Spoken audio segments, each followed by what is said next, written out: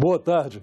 Hoje é quinta-feira, 26 de maio, e o Senado Notícias está no ar. O plenário aprovou a medida provisória que estabeleceu o valor do salário mínimo a partir de janeiro deste ano, R$ 1.212. A medida editada no ano passado perderia validade em 1º de junho. Senadores afirmaram que votariam a favor, mas lembraram que o valor não cobre as necessidades do trabalhador. É inaceitável que a gente discuta, sim, é a falta do aumento real. Colegas e vocês que estão me ouvindo, eu sempre aprendi que do mínimo não se tira, se acrescenta. Então, o governo baseou esse aumento do salário mínimo no INPC de 10,2 de 2021, quando a gente sabe que foi 10,16, gente. Daria, que não é suficiente, R$ 1.212.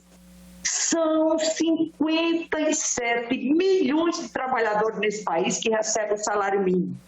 E 23 milhões da Previdência.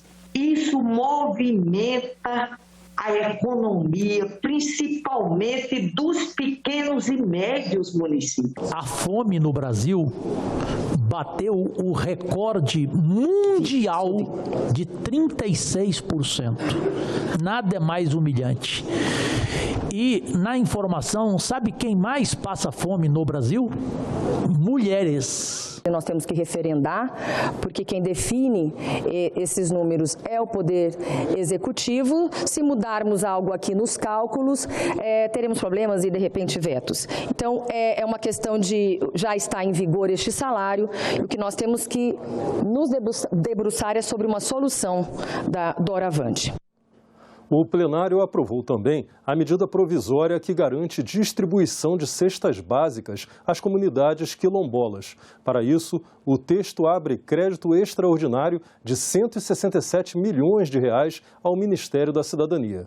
Aprovou ainda uma medida provisória que abre crédito extraordinário de R$ 550 milhões ao Ministério do Desenvolvimento Social para ajuda às populações atingidas pelas chuvas, além de uma medida que libera R$ 418 milhões para a reconstrução de estradas destruídas pelas chuvas em 14 estados.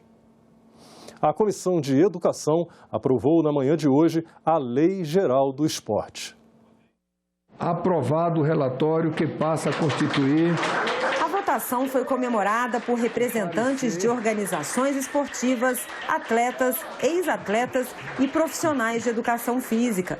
A proposta, que é de 2017, estabelece como será a gestão das entidades esportivas, o financiamento público e privado, o regime de trabalho de atletas e treinadores e a infraestrutura das arenas esportivas, além de estabelecer diretrizes a serem seguidas pelas organizações esportivas públicas e privadas. Essa legislatura realmente tem dado respostas a diversos setores, principalmente ao que compõe, o que representa essa comissão. E para o esporte, um avanço incrível, um projeto esperado há anos.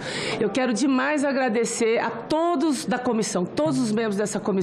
Nós temos aí atletas olímpicos aí que não tem nem patrocínio até hoje, cara, que terminou a Olimpíada, não consegue passagem, quando consegue a passagem não tem dinheiro para se manter nos hotéis, né, na competição, nem a taxa de inscrição muitas vezes não é paga. Então, eu acho que com a Leila, com este relatório, com esse projeto aprovado, a gente passa a ter realmente o esporte como uma política pública de Estado. A relatora fez pequenas alterações na proposta. Uma pequena alteração acolhida, feita pela senadora, no sentido de que os credenciamentos aos cronistas esportivos esteja ao encargo das entidades de cronistas esportivos. Isso é muito importante, porque é uma categoria de muito destaque nesse Brasil, que tem se projetado em vários esportes pelo mundo. A proposta consolida em 270 artigos todas as normas e regulamentações referentes às práticas esportivas no Brasil e cria ainda uma espécie de lei da ficha limpa para as entidades esportivas, impedindo pessoas afastadas por gestão temerária ou fraudulenta de dirigir clubes e federações. Que a gente evolua também na governança das entidades, dos clubes. Isso tudo vai ter que ser consequência desta lei. Essa lei é um marco. Cada escola do nosso país tenha, né, também, além de todos praticarem atividade física, esportiva, mas também terem a sua equipe de basquete, de vôlei, de futsal, o atletismo, a natação.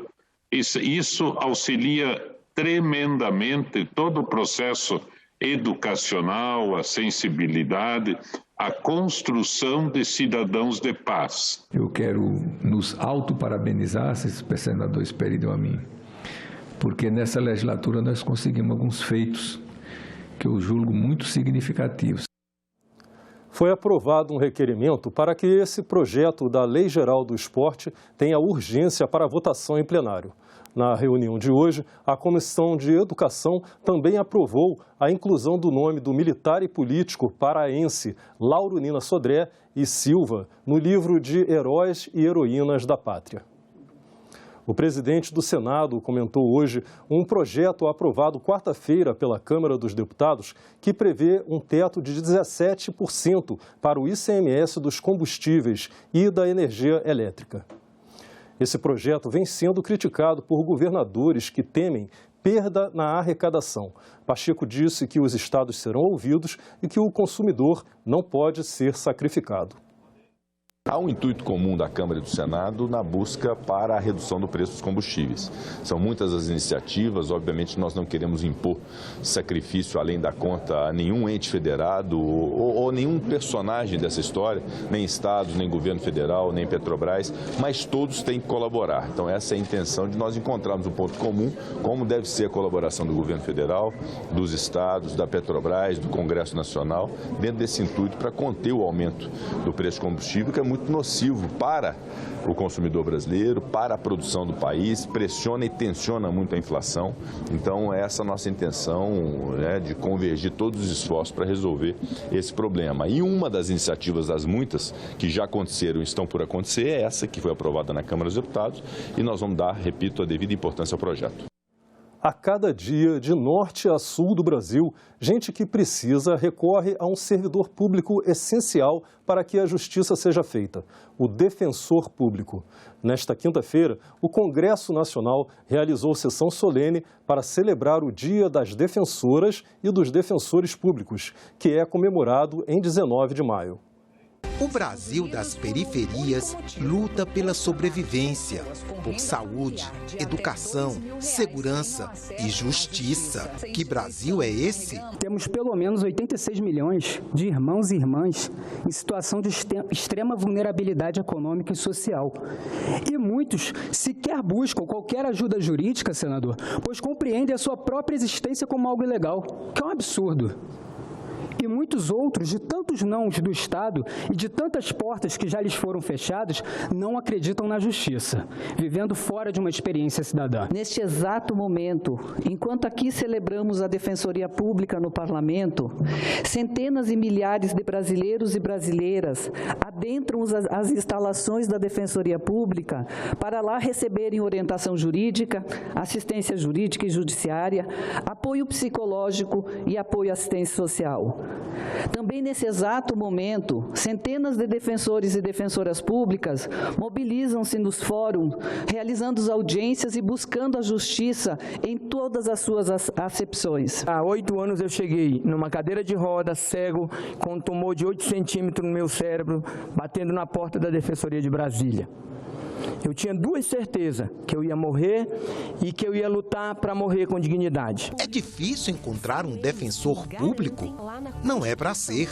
Está na Constituição. O Congresso Nacional aprovou, em 4 de junho de 2014, a emenda constitucional número 80, a qual determinou que no prazo de 8 anos, onde houvesse um juiz, haveria de ter, no mínimo, um defensor para a população necessitada. E em ano de eleição, esta defensora lembrou, é momento de celebrar, mas também de vigiar. A gente está celebrando aqui a esperança de seguir fazendo parte desta estrutura democrática, para que as instituições fiquem fortalecidas. Estamos celebrando a esperança de continuar construindo nossa história institucional, trabalhando pela manutenção das prerrogativas para a garantia da defesa do modelo público constitucional de acesso à justiça. A Defensoria é mais importante do que nunca. É só ver o que aconteceu ontem no Rio de Janeiro. E sendo celebração, pôde-se ouvir o canto das três raças, a capela. Negro entoou um canto de revolta pelos ares, no quilombo dos Palmares, onde se refugiou. E para que não restasse dúvida, a ouvidora-geral da Defensoria Pública da Bahia fez questão de atualizar a letra da canção. Gente, essa voz que ecoa em cada canto do Brasil, quem escuta é a Defensoria. Esse Estado negacionista, historicamente, que retira vidas, seja no Rio de Janeiro com a chacina na Penha, seja no Jacarezinho, seja na Bahia, seja no Pará com os indígenas, que mata todos os dias. É o Estado brasileiro, que historicamente institucionalizou o racismo. É o patriarcado, que as mulheres perdem sua vida com feminicídio. A população LGBTQI perde sua vida. Ficamos por aqui.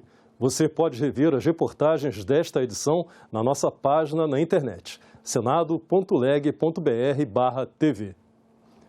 Muito obrigado pela sua companhia e até a próxima.